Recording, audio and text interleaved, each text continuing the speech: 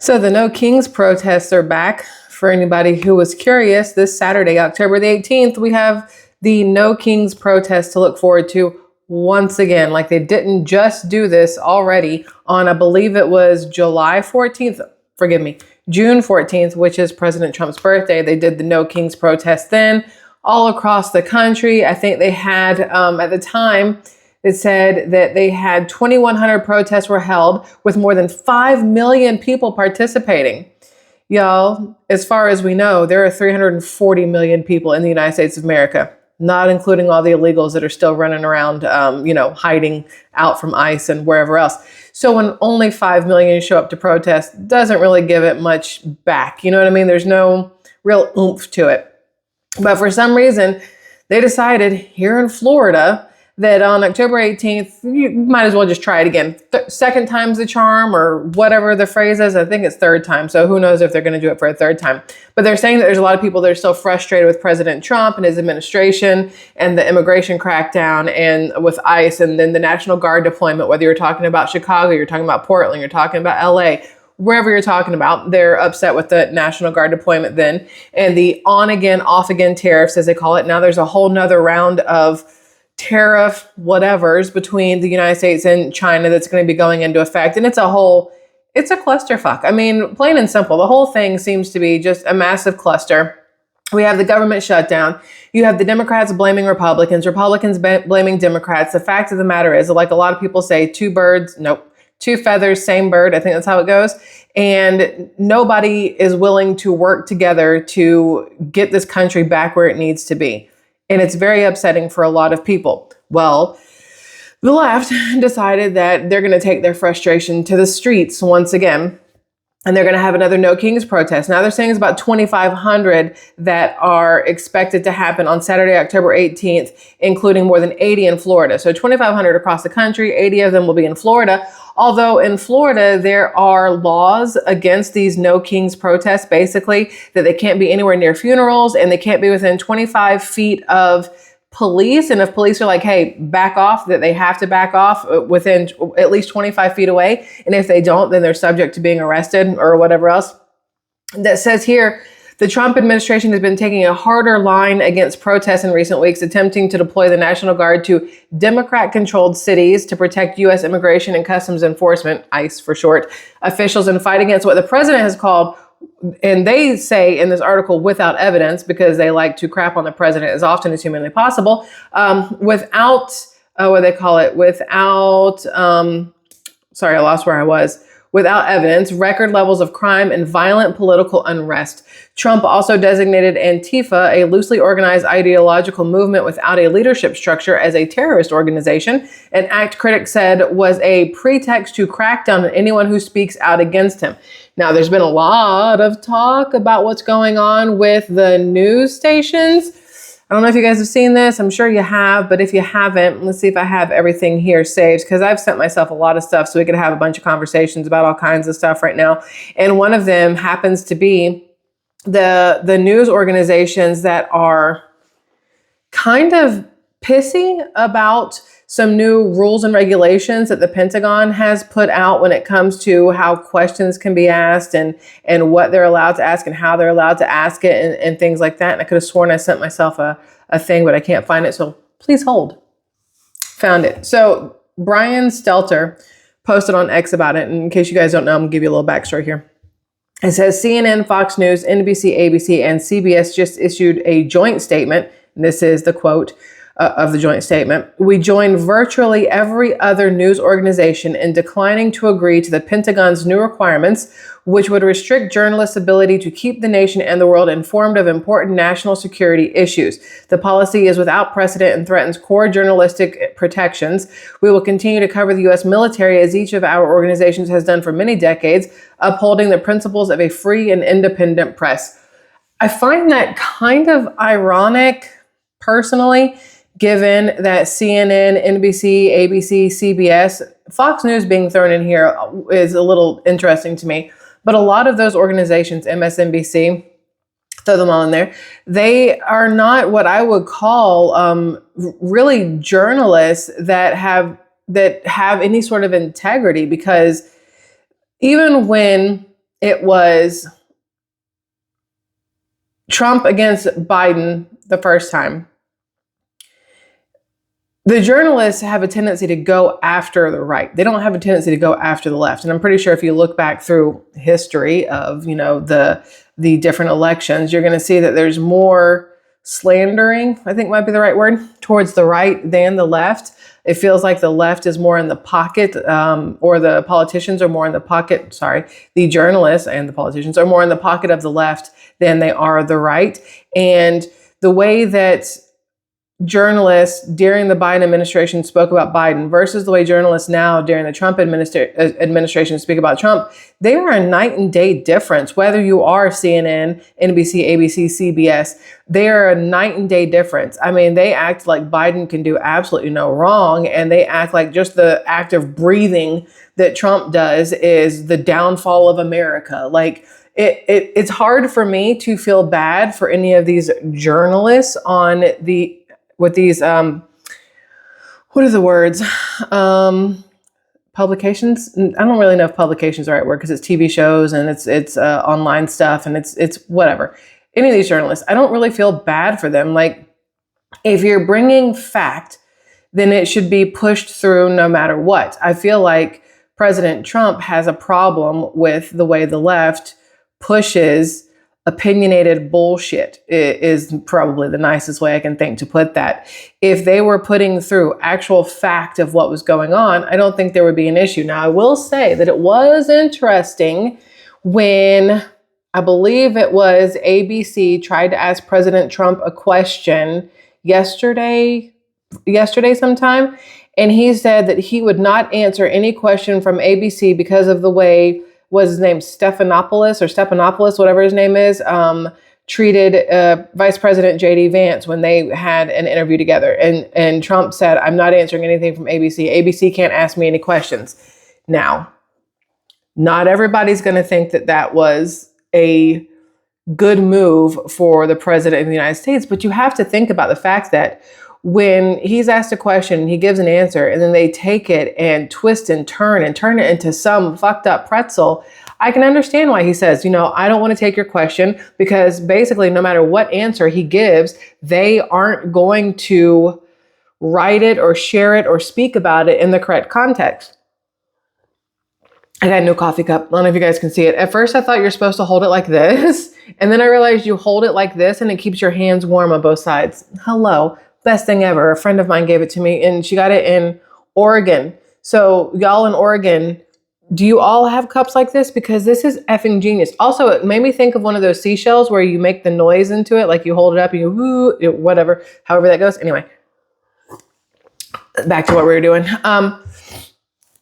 There's a lot going on, y'all. These protests that are going to happen on Saturday, I said it last time, just be cognizant when you go out what's happening and what's going on, because these people on the left are batshit. And I don't like saying it, but it's true. I don't know if you guys saw I'm pretty sure it was Portland, where they had the naked bike rides. I can't show you the video. YouTube will completely take away my channel because these people are just out with, titties flopping and little baby ding-a-lings just flinging left or right on a bicycle. It was the most unattractive thing I've ever seen in my life. If you were trying to find a way to be celibate, watch that bike ride through Portland. It will dry you up like the Sahara, ladies. And fellas, it will give you a turtle like you've never experienced in your life. There is no way anybody saw anybody in this Portland naked protest bike ride, or they called it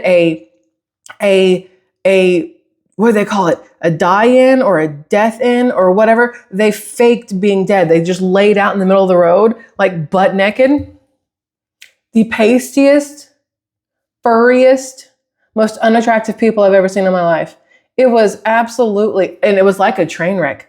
I could not look away. I don't know what was wrong with me, but I was watching this video like, oh my gosh, they walked out the house like this. They willingly, in front of people, walked out the house like this, knowing that people with cameras are out there recording this, and it will then make its way to social media. Now, not everybody. What's very interesting to me is in those videos, which I will I'll find it and share it on X because I want to put it in any comment section here on YouTube just to be safe because I do not want my channel going away. I'll repost it on X so you guys can see it. If you want to see like the littlest, poor little ding dongs you've ever seen in your life, like pigs in a blanket look massive compared to these things that are on these bicycles. It was raining. If you've ever seen Seinfeld, it was cold. Shrinkage. Anyway, Costanza. Anyway, back where I was. Where was I? My brain, the way it works. I've already forgotten what I was going to say. I guess it wasn't that important. Protests. No, we're talking about the protests. We're talking about Portland. We're talking about, oh, no? Yes. What I have noticed is that a lot of people that are still complaining about immigration, they're all white. I don't really know what to do with that. Like, is this some weird form of you've been convinced to feel guilty about everything in life, so you're trying to stick up for everybody that's not white? Like, I don't know what we're doing, and it's very weird to me. Like, I don't really truly understand where we are as a nation, as a people. I guess I could say as a white people. Like, it doesn't make sense to me. But, oh, the irony. I remember now. Hello, squirrel. The irony is that during this naked boobies and butt cracks out bike ride through Portland in the rain, a lot of people were naked from here down, but felt the need to cover their faces. Forgive me if I'm wrong, but aren't these the same people that are screaming at the top of their lungs that ICE agents should have to unmask, that wearing masks should be against the law and is against whatever. I also remember these are the same people that just a couple years ago, if you didn't have a mask on, they probably would have stoned you in the town square. Like, the irony or the hypocrisy and irony is not lost on me, but for some reason, it's lost on them. I have to assume it's because brain cells don't really go together with liberals. I'm noticing. Which is also weird because I know Democrats, and I know some that are absolutely amazing people. And my brain goes, but how are you a Democrat? Like, I don't understand how you can be smart and a good person and then, back whatever this dumpster fire is. But, people do it all the time. Anyway. I was going to share more with you. So the other thing, oh, look, I can't really truly play it. Like, but this is that thing I was talking about. They're all, unclothed and they're pretending I can't get close. That way YouTube can't pick it up. Right. But they're all pretending to be dead. And that's their whole thing, is that they did this in front of the ICE. Portland activists are blocking roads and staging a nude die-in, is what they called it, in protest to ICE operations. And then it says, we need asylums, which is true. Make America great again by bringing back the friggin' loony bin. All these people would be, if y'all could just see, I mean, these are some 70s style bushes. Like, it's a lot going on in this video, and it's even worse on the bike rides. And then for some reason, somebody else cut and they all get up at the same, that's a butt crack. They all get up at the exact same time. And it's just, you have to be real confident in yourself or really not give a single shit in order to do all of this. It's not for me, dog. I could not do it. Anyway, on top of all of this, hey, off topic, side note, I want to say I'm proud of y'all. For those of you who left comments that said you called chapter or you called your own Medicare person or you called the Medicare number to get a phone call in the next month and a half, 2 months for the annual open enrollment for Medicare, right? You guys called chapter, you got an appointment made so that you can make sure that you have the right plan for your Medicare or you need to change a plan, whatever. For those of you who asked me in comment sections, the phone number is 513-898-3528. It is in the pinned comment. Free phone call. You guys just call them and they help you figure out if you're on the right plan or not for Medicare. But today was the opening day for annual open enrollment. I had somebody else leave me a comment that said they couldn't call until their birthday. No, boo-boo. I love you so much. Right now, anybody can call. That's the whole point in this open enrollment. But it's only 2 months and it's for every single American at the age of 65 and older who needs to be on Medicare, is on Medicare, needs to make some changes for Medicare. Medicare needs to make sure their Medicare is still the right plan for them. There's going to be a lot of people calling in, whether you're calling chapter, whether you're calling, maybe you have your own broker person that you've been dealing with, whether you're calling the Medicare number itself or trying to go into an office. It's going to be busy. So I suggest making phone calls now while you can, getting on the list to get a phone call back again, whether it's from chapter, Medicare, whatever. Make sure you guys make the phone call. You should call every single year. Think of this, ladies, as like a yearly checkup, or fellas, like a yearly checkup. This is something you need to do to ensure the health of your Medicare plans and kind of the health of your bank account. Because if you're paying out the wazoo and you're getting like the shittiest of service, it's not really beneficial to you, especially if you can pay a little bit less, get better service, or maybe even pay the same or a little bit more, but get phenomenal service with wherever it is you need to be. This is what you need to do every single year. Just that little checkup to make sure that you're in the right spots, right? So I was reading a comment and I thought about it, so I wanted to mention it to you guys. But again, 513-898-3528. The phone number is obviously up here in my brain, which is why I have to look up.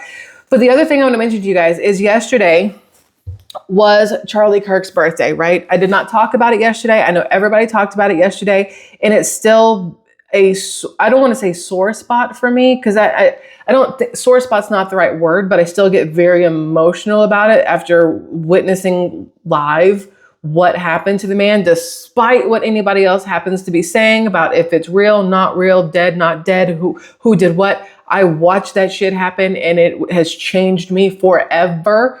Just 100% changed me. Like, you don't even understand the way I'm reaching out and trying to understand, God and Jesus and everything else. Like it has made a profound impact on me. And then yesterday being his birthday, being the day that President Trump and Erica Kirk met in the White House, and he gave her the, I don't know if you guys saw it. I want to show you. I don't know if you guys saw this or not. Let's see if I can make this bigger here. He gave her the presidential medal for him, but they put a cross on the back because it's for Charlie. I just thought that was absolutely amazing. I don't know if you guys saw it. For the first time in American history, a Christian cross has been engraved onto the Presidential Medal of Freedom in honor of Charlie Kirk. Erica Kirk wanted to share this with you as a testament of Charlie's powerful work advancing the kingdom of Jesus Christ, because Benny Johnson, I do believe, was there when Erica Kirk was given all these things and had this moment with President Trump.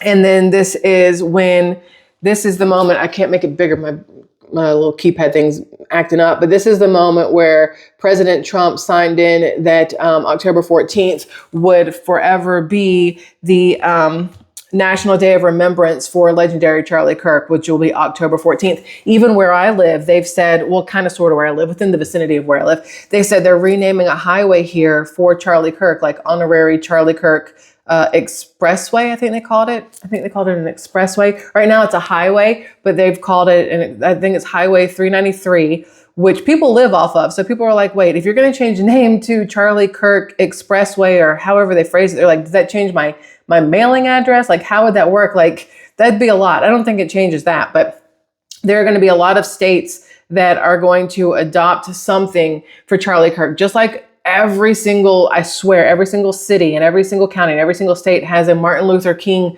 bridge or tunnel or road or something, or else Charlie Kirk is going to be the next one. Who every city you go to, there's going to be a Charlie Kirk bridge or tunnel or street or whatever else. And in my opinion, he deserves it. That's my opinion. You do not have to agree with it.